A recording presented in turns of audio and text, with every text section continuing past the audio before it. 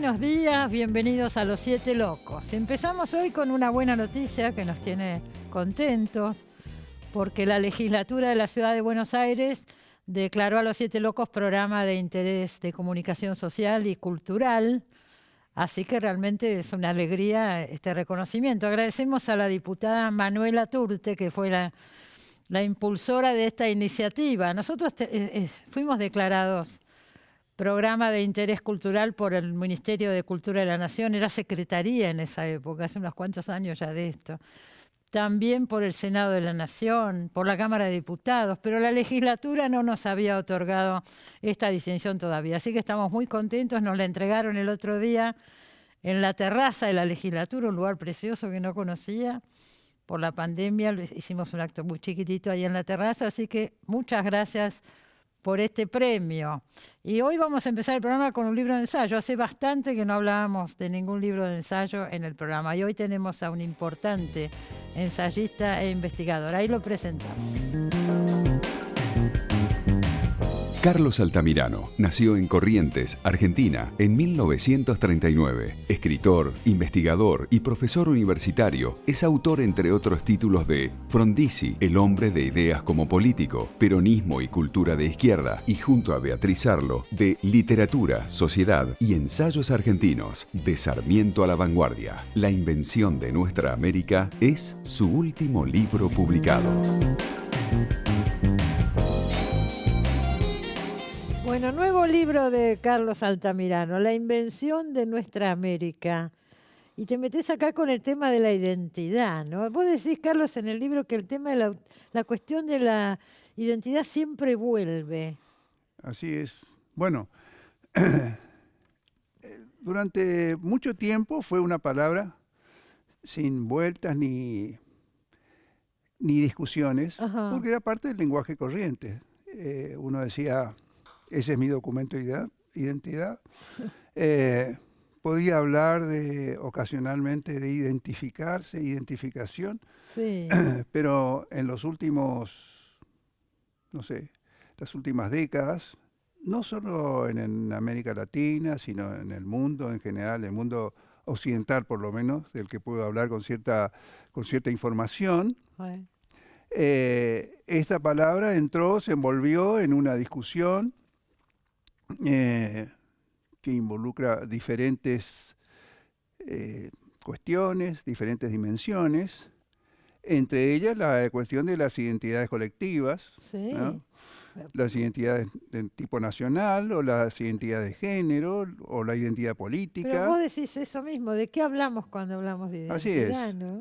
Entonces, una de las cosas que pude ver era de qué manera ciertas acepciones actuales de la palabra identidad en el diccionario de la Real Académica no figuraban hasta el año 2000, digamos.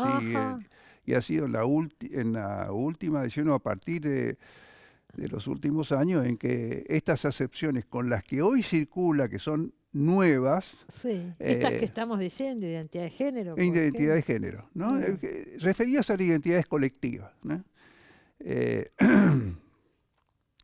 Y la palabra, por otro lado, tiene una larga historia en el pensamiento filosófico. El principio de identidad, que era una cosa que uno aprendía en la escuela media cuando estudiaba nociones de filosofía, es el que indica que toda cosa es igual a sí misma, A es igual a A. Era parte de los principios de lo que se llamaba lógica formal. Claro, lógica formal. Bueno, así que también tenía una larga historia en el pensamiento occidental. No se trataba del ingreso de un término nuevo, sino de nuevas acepciones y usos de un término que tenía ya una larga vida. Vos sabés que vos decís en el libro, lo citás a Bauman, el autor de Amor Líquido. Sí. Y decís que dice Bauman que la preocupación por la identidad es un signo de los tiempos modernos. Así es. Y Eric Hobsbawm también dice que la nación es una invención moderna. Sí. ¿Podrías explicar un poquito eso? Bueno,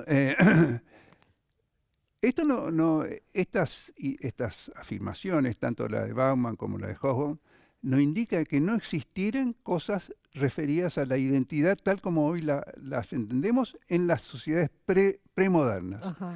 pero eso formaba parte de lo que se considera como hechos naturales. La identidad de grupo era la que confería la familia, la aldea. Claro.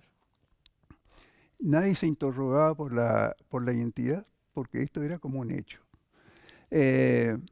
Base en las formaciones modernas, cuando esta cuestión va a aparecer como una cuestión a resolver, a encarar, a responder, en sociedades complejas que experimentaban una transformación fenomenal, tanto desde el punto de vista económico, tecnológico, científico, ideológico, cultural.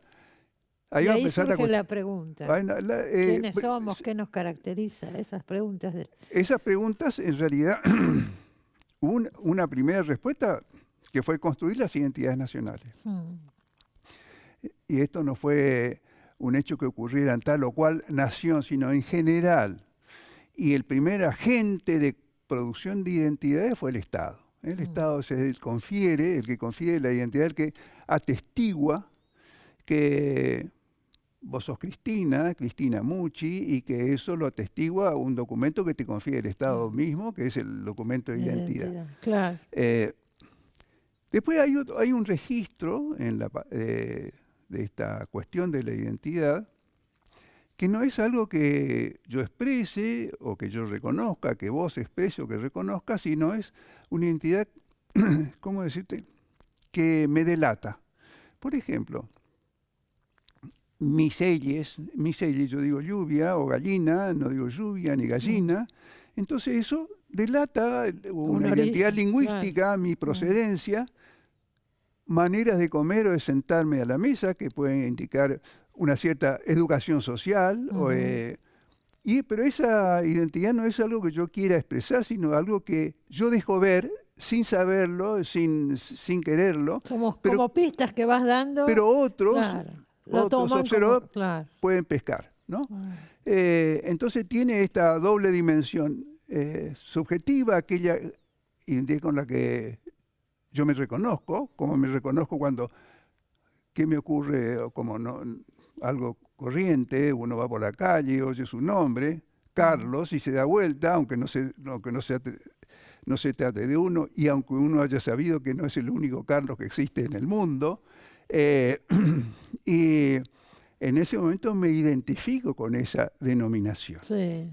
Bueno, puedo haber recibido de mi familia un relato de de dónde vino esto de Carlos, ¿no? Porque había un abuelo, etcétera. Ahí hay un relato identitario, digamos así. Sí. Eso uno lo puede recibir en la familia. Y en el primer ámbito de construcción de discursos identitarios o de imágenes identitarias es el núcleo familiar, ¿no? Las primeras resonancias sobre el 25 de mayo, el Día de la Patria, ¿no? ¿De dónde las recibe? Antes de ingresar a veces en la escuela primaria, son resonancias que ya encuentran en el hogar. Después es el lugar donde yo recibo una lengua, la lengua materna, como se dice habitualmente, y que me constituye como un hablante de este español que es el de la Argentina, o el de Corrientes, o el de Buenos Aires. En fin, ese tipo de cosas entran en juego. El debate moderno tiene que ver con que la identidad, una identidad colectiva, la identidad de la nación, anula diferencias que después van a pedir esas mismas diferencias ser identificadas e identificarse, ¿no? Claro. Es decir, somos todos de una misma nación, pero va a haber un proceso de diferenciación social por el cual ciertos agentes o ciertos actores o ciertos movimientos van a reclamar una identidad. Exacto. Somos los del movimiento obrero. Sí, claro, los distintos sectores. Vos decís en el libro también que el primero en plantearse el tema de la identidad latinoamericana fue Bolívar. Bolívar, en su ¿no? Carta de Jamaica. Sí, una famosa fórmula que todavía se repite: no somos indios, no somos europeos, somos una especie media, que él todavía no podía no tenía todavía una denominación a mano, que va a ser después la de americanos, ¿no? Claro. ¿Y quiénes son estos que se van a reconocer o denominar americanos? En principio los criollos, Sí. es decir, los descendientes de los antiguos conquistadores, Sí. o los que llegaron y se afincaron en estas tierras y... Decís que los criollos son los que comandaron y dieron identidad a la Así es. emancipación sudamericana. Así es, así es. Ajá. Bueno. Y después va a comenzar la búsqueda de los nombres para los respectivos países, Claro, ¿no? claro. Primero, el nombre de Argentina y de República Argentina va a ser un nombre que no surge inmediatamente después del movimiento de la independencia. No me refiero a 1810, sino también a 1816. Hay otros nombres, la Confederación Argentina, etc. Claro, claro. Y son procesos, ¿no es Son- cierto?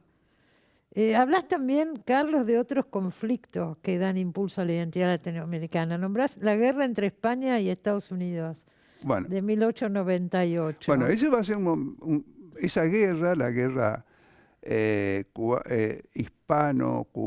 hispano-cubano-norteamericana, va a ser un cimbronazo en la Sí. conciencia de las élites, sobre todo, ¿no? Sí. No va a ser un gran cimbronazo en el conjunto de los pueblos de América Latina, pero sí en las élites políticas y culturales de esta América, o de nuestra América, como se acostumbró a decir durante mucho tiempo. Antes de América Latina. nuestra Antes de América Latina. Sí. América Latina va a ser un nombre que va a ser uno de los nombres candidatos a denominar esta área. Esta área que no es un área estrictamente geográfica, porque hay secciones donde se habla inglés, donde se habla francés. Las y que colonias, claro, las Y no escuelas. están referidas. Bueno, entonces, ¿qué es América Latina? Sí. ¿Por qué no América Hispánica? ¿O por qué no, más adelante, ya en el siglo XX, Indoamérica? O Eurindia, como proponía Ricardo Rojas. Van a ser varios nombres para diferentes bautismos. Entonces, digamos que recién va a ser, ya ingresada en la década del 40 y después de la Segunda Guerra Mundial, cuando el nombre de América Latina va a cobrar una consagración Sí. en el lenguaje internacional. Sí, pero con respecto a esto que decías recién, ¿no? De la guerra entre España y Estados Unidos. Sí, Vos decís en otra parte del libro que no hay identidad sin alteridad. así es. O sea, la identidad es lo que nos diferencia de De un otros, otro, de un otro. Y en Así este es. caso surgiría no solo Europa, sino también Así es. Estados Unidos, Estados Unidos. como Eso- el otro, ¿no? Así es el otro. Aunque los movimientos anti-norteamericanos contra los estados, contra la América del Norte, sobre todo cuando comienza el expansionismo de Estados Unidos a costa Bueno, de las repúblicas hispanoamericanas. Claro. El caso así craso, mayor, es el de México, que pierde algo así como la mitad de su de su territorio. territorio. Bueno, y ya para entonces van a comenzar los movimientos contra la República Expansiva del Norte, el nombre de Hispanoamérica. Claro. O sea, el nombre América Latina no fue el único que se propuso para dar unidad a la defensa y a la oposición a la expansión norteamericana. ¿Cuándo surge el término América Latina? El término América Latina surge en París, y muy ligado en París, y muy ligado a un movimiento imperial Ajá. francés que tuvo a su cabeza a Napoleón III y tuvo varios ideólogos, entre ellos Chevalier, que van a levantar la bandera de una raza latina Bueno, opuesta a la sajona en primer término, pero también a la eslava, a las que veían en expansión. Fue en aquellos años en que comienzan las expansiones imperiales de los países europeos que rivalizan entre sí. claro. Y va a haber ideólogos del latinismo, o de lo que se va a llamar panlatinismo, Y enganchado en esta ola, algunos hispanoamericanos radicados en Francia, una minoría de hombres cultos, hombres ilustrados, van a identificarse con esta empresa, claro. ¿no? Y van a pelear por la denominación América Latina, considerando que Francia tiene un rol tutelar en esta. Ah, mira. Sí. Mm. Esto va a ir cambiando. Ninguna de estas cosas permanecen fijas, estables, No, a lo y largo bueno, son De acuerdo a las distintas ideas que van apareciendo. son redefinidas. Obviamente. Sí. Bueno, hablas también, por supuesto, de la generación del 37, ¿no? Sí, sí. Y Echeverría, que realmente le interesaba enunciar un programa. Sí, ahí está el caso, por ejemplo, de Echeverría. No Americanizador, existe para podemos decir. todo el grupo de 1837 aquí en la Argentina la idea de una cosa como América Latina. Se trataba de América. Sí, Porque acá la relación con el término América está ligada a la elección republicana de estos territorios. claro. O sea, el orden que debía surgir acá es un orden de carácter republicano, o sea, no monárquico. Entonces, por eso, por ejemplo, había rechazo en mucho a la idea de que Brasil pudiera integrarse a esto, porque Brasil era una monarquía y además tenía el régimen esclavista. Sí. Entonces se pensaba que la república no podía tener esclavitud y que la república era, por definición, contraria a la monarquía.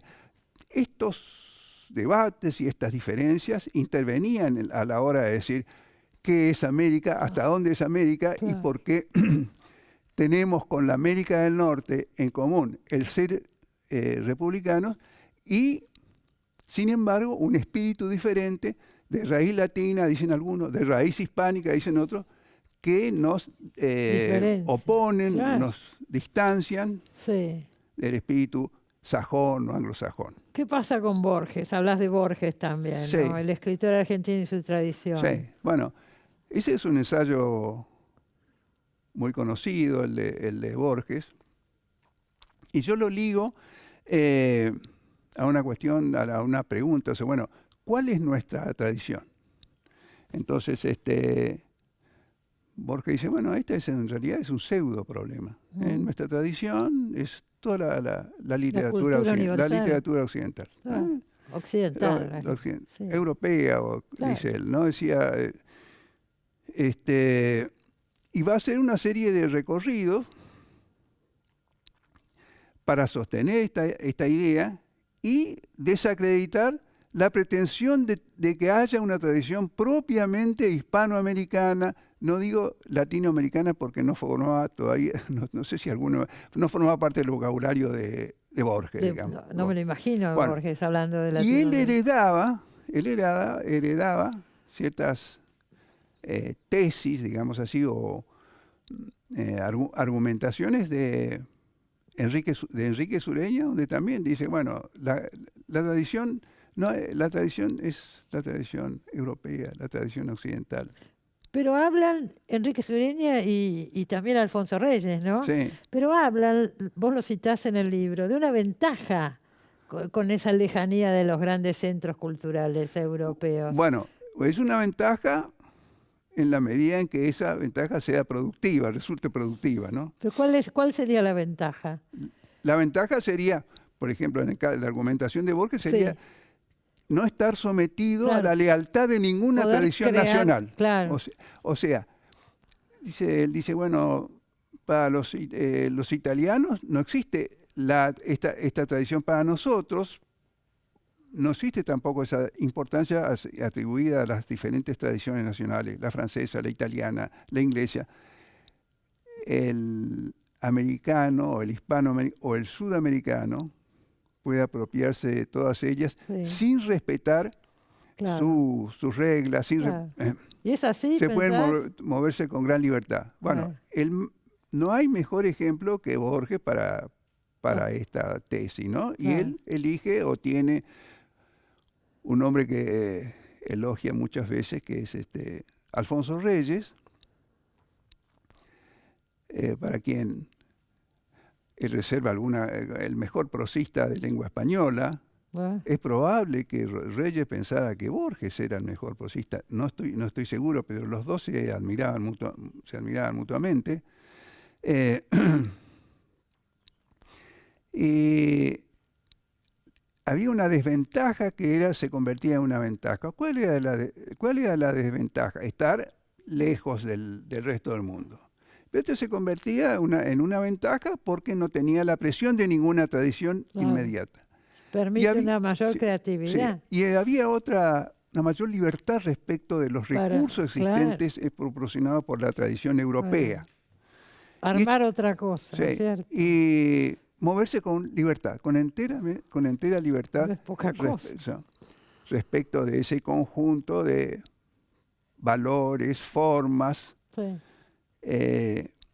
Y estaba la otra ventaja, que era, bueno, hablar una lengua con la que Borges nunca dejó de polemizar, el español. Español, claro. Bueno, pero lo que hacía Reyes, dice Borges, y creo estaba pensando también en lo que él mismo hacía, había otra lengua que obraba como control, el inglés. Entonces, el conocimiento de otra lengua, dice, lo libera de los problemas que tiene el español.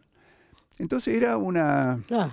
una combinación que en parte describía lo que él mismo hacía, y uno podría decir, estaba proponiendo un programa literario de vanguardia, osado, muy atrevido, y se valía de una serie de recursos, a veces invocando los méritos de otro, en este caso de Alfonso Reyes, Claro. para hablar de lo que podríamos decir un cierto programa. Un cierto programa que le responde después, lo citás en el libro, la generación de contorno. Claro, la generación contorno no va a tener en Borges a su maestro. Claro. Me acuerdo que Ricardo Piglia decía que la generación contorno no pudo leer a Borges. No pudo leer a Borges. Bueno, entonces la generación de contorno va a ser sensible a otro mensaje, ¿no? El que va a venir de Martínez Estrada, y de quien va, ¿cómo decir?, mediar, ser como puente en este movimiento, que va a ser Morena, que va a ejercer un papel. Morena. Héctor Morena, Sí. que tiene un libro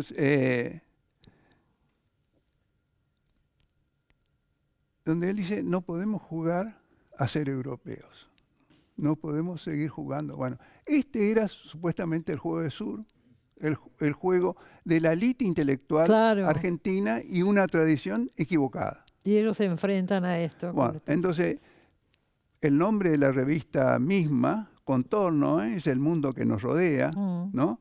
Dejar de producir una literatura bizantina, formalmente exquisita, pero sin contacto con la verdad de aquello que somos, etc. Y ahí viene la reivindicación de figuras como Roberto Al, por Roberto Al, ejemplo. ¿no? Claro. Roberto Al, el que escribe mal, ¿no? Claro, que era el que un poco escribe absurdo mal. eso de que hubiera un escritor reivindicado porque escribía Por mal. escribir mal. Sí. Gracias, Carlos. El que quiera seguir con todo esto, acá lo tenemos. La invención de nuestra América, de Carlos Altamirano. Me alegro de verte con toda esta pandemia. Hace rato que no te veíamos, no te teníamos por acá. Así que Gracias por la bienvenido invitación. nuevamente. Gracias por la invitación. Gracias a vos. Nos vamos a un corte, enseguida volvemos.